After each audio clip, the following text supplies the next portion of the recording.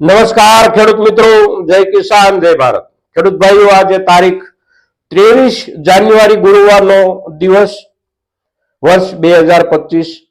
અત્યારનો સમય એટલે આપણા ઉનાળુ વાવેતરની શરૂઆતનો સમય। 2 દિવસ પછી આપણે જાન્યુઆરી મહિનાના છેલ્લા અઠવાડિયામાં દાખલ થઈ જઈશું। જાન્યુઆરી મહિનાનું છેલ્લું અઠવાડિયું અને ફેબ્રુઆરી મહિનાના પહેલા 2 અઠવાડિયા આ આપણા ઉનાળુ વાવેતર માટેના આગોતરા સમયનો સારામાં સારો વાવણીનો પીરિયડ ગણાય છે। તો આ દરમિયાન આપણે ઉનાળુ વાવેતર માટે જે કંઈ વાવવાની ગણતરીમાં હોઈએ, જે કંઈ વાવવાનું આપણું પ્લાનિંગ હોય, એમાં તલના વાવેતરનું આપણું પ્લાનિંગ છે વાવવા માટેનું।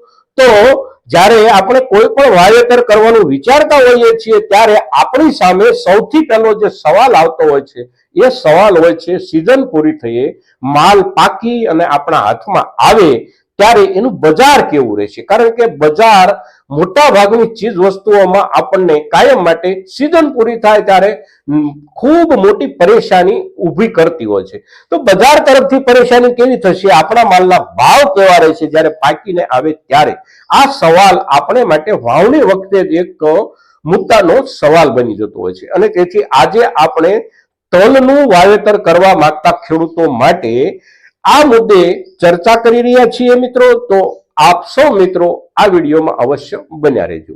તો ખેડૂત ભાઈઓ, તલના પાકમાં તલનું ઉત્પાદન, તલનું બજાર અને આ વર્ષની તલની સ્થિતિ બંને સિઝન માટે, ચોમાસુ સિઝન અને આવનારી ઉનાળુ સિઝન, એકંદર કેવી છે અને એનાથી કેવું ચિત્ર બને છે કે જે ચિત્રના આધારે આપણે અત્યારના વાવેતરનો નિર્ણય કરતી વખતે આગામી પાકવાના સમયે બજાર કેવું રહેશે એનો એક અંદાજ આપણે મૂકી શકીએ। તો એ ચિત્રને સમજવા માટે આપણે તલના વાવેતરના ચોમાસુ ઉત્પાદનના આંકડા તરફ જવું જરૂરી છે। આપણા દેશની અંદર મોટા ભાગે તલનું ચોમાસાનું જે વાવેતર છે એનો વાવેતર વિસ્તાર 9 થી 10 લાખ હેક્ટર જેટલો હોય છે સમગ્ર દેશમાં। હવે 9 થી 10 લાખ હેક્ટર વિસ્તારમાં તલનું વાવેતર થાય છે, પણ ચોમાસામાં થયેલા તલના વાવેતરમાં પાક વખતે ક્વોલિટી લગભગ બહુ ઓછા વિસ્તારમાંથી સારી મળતી હોય છે અને મોટા ભાગના વિસ્તારમાંથી ક્વોલિટી નબળી મળે છે। અને નબળી ક્વોલિટી જે મળે છે એનું કારણ હોય છે ચોમાસામાં વરસાદની અનિયમિતતા।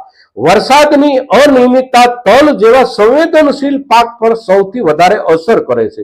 એટલે વરસાદ વચ્ચે વચ્ચે થોડો વધારે ખેંચાઈ જાય તો પણ તલનો પાક ઝડપથી પ્રભાવિત થઈ જાય છે, વધારે પડતો વરસાદ આવી જાય તો પણ તલનો પાક સૌથી વધારે ઝડપથી પ્રભાવિત થઈ જાય છે।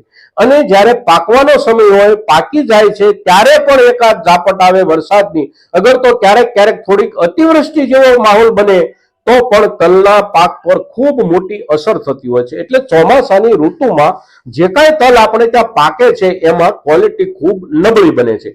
હવે આ વર્ષમાં એવું બન્યું કે આપણે ત્યાં વાવેતરનો આંકડો લગભગ 10 લાખ હેક્ટરનો આખા દેશમાં હોવા છતાં કોઈ પણ જગ્યાએથી સારી ક્વોલિટીના તલ ન આવ્યા, કારણ કે ચોમાસુ તલનું વાવેતર આપણા દેશમાં રાજસ્થાન, ગુજરાત, આંધ્ર, તેલંગાણા આવા કેટલાક વિસ્તારોમાં થાય છે।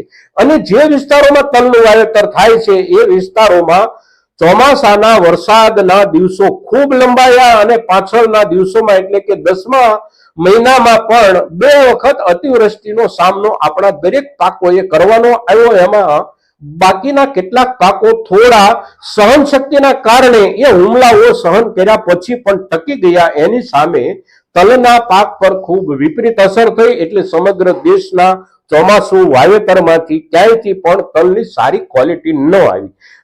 તલની સારી ક્વોલિટી ચોમાસા દરમિયાન ન આવી એટલે ચોમાસાની આખી સિઝનનું ઉત્પાદન જે કંઈ બજારમાં આવ્યું એની કોઈ અસર બજારમાં ભાવ ઉપર ન પડી। એકંદર આપણે જે ભાવ નવી સિઝન ચોમાસાની તલની શરૂ થાય એ પહેલા જે ભાવથી વેચતા હતા એ જ ભાવથી આપણા તલ બજારમાં વેચાતા રહ્યા।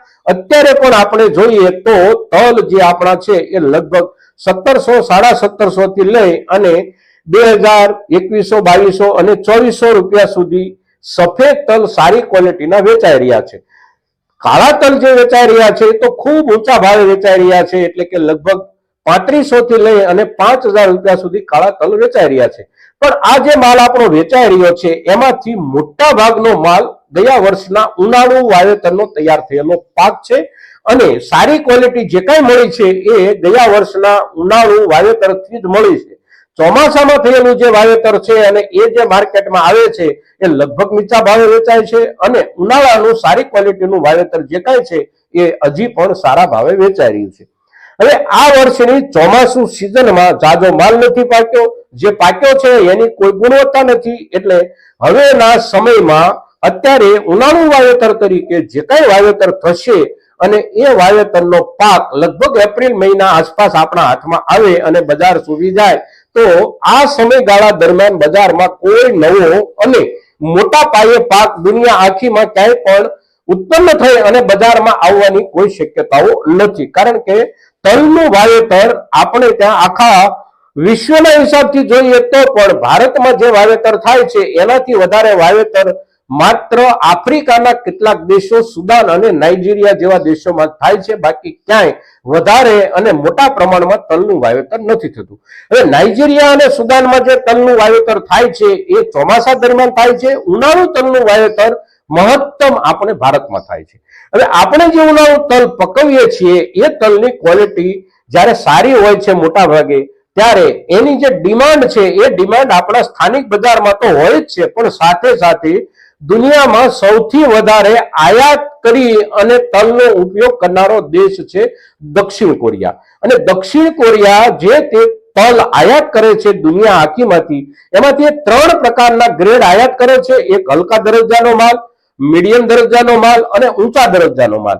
તો એ હલકા દરજ્જાના માલના ટેન્ડર એના જ્યારે નીકળે છે ત્યારે એ ટેન્ડરો મોટા ભાગે નાઇજીરિયા અને સુદાન જેવા આફ્રિકન દેશો પૂરા પાડે છે. મધ્યમ ગુણવત્તાના માલની એની જ્યારે ખરીદી કરવાની થાય છે ત્યારે પાકિસ્તાન તરફથી એને માલ પૂરો પાડવામાં આવે છે. પણ એની ઊંચામાં ઊંચી ક્વોલિટીનું ટેન્ડર જ્યારે આવે છે ત્યારે એમાં મોટો માલ આપણા ભારતનો જાય છે. કારણ કે આપણી જે ક્વોલિટી છે એ સમગ્ર દુનિયામાં તલના ઉત્પાદનમાં સૌથી બેસ્ટ ક્વોલિટી છે ઉનાળુ સિઝન દરમિયાનની. અને દક્ષિણ કોરિયા જે માલ મગાવે છે વિદેશોમાંથી તલનો, એ આખી દુનિયામાં સૌથી વધારે વપરાશ કરતા આયાતી તલની વપરાશ કરતા દેશ તરીકે દક્ષિણ કોરિયા છે. અને દક્ષિણ કોરિયા વર્ષ દરમિયાન ખૂબ મોટા પાયે અને જુદા જુદા સમયે જુદા જુદા રૂપમાં પોતાની જરૂરિયાત પ્રમાણેના ટેન્ડરો કાઢે છે અને એ ટેન્ડરોમાં આપણો સારી ક્વોલિટીનો માલ ચડે છે. આપણે ત્યાં આપણા દેશમાં તલની જે જરૂરિયાત છે એ જરૂરિયાતમાં સારી ક્વોલિટીનો હિસ્સો જે કાંઈ છે એ આપણો વેચાય છે. સાથે સાથે આપણી જરૂરિયાતમાં જે બીજા કે ત્રીજા ક્રમના તલની વપરાશ થાય છે એને માટે આપણે ત્યાં પણ સુદાન અને નાઇજીરિયાથી તલની આયાત થાય છે. પણ સુદાન અને નાઇજીરિયાથી આપણા દેશમાં આયાત થતા તલ નીચલી ક્વોલિટીના હોય છે અને એ દરજ્જાની જરૂરિયાત જ્યાં હોય છે ત્યાં એ તલ ચાલે છે. પણ સારી ક્વોલિટીમાં આપણો ઉનાળાનો પાકેલો સારો માલ જાય છે. અને આ વર્ષે અત્યારના સમયમાં આપણને જે ભાવ એકંદર મળી રહ્યા છે સારી ક્વોલિટીમાં આપણે 2000 રૂપિયાથી વધારે 20 કિલોના ભાવ મેળવી રહ્યા છીએ. તો આ ભાવનું જે ધોરણ છે એ ભાવનું ધોરણ આગામી સિઝનમાં પણ તૂટી જાય એવી કોઈ શક્યતાઓ એકેય બાજુથી ચિત્ર મારફત આપણે જોવાનો પ્રયાસ કરીએ તો નથી દેખાતી. એટલે તલનું વાવેતર કરવા માંગતા આપણા કોઈ પણ ખેડૂત મિત્રોએ સમયે એટલે કે પાકવાના સમયે ભાવની ચિંતા બહુ કરવા જેવું આ વર્ષમાં નથી. સારા ભાવ મળી રહેવાની તમામ શક્યતાઓ છે.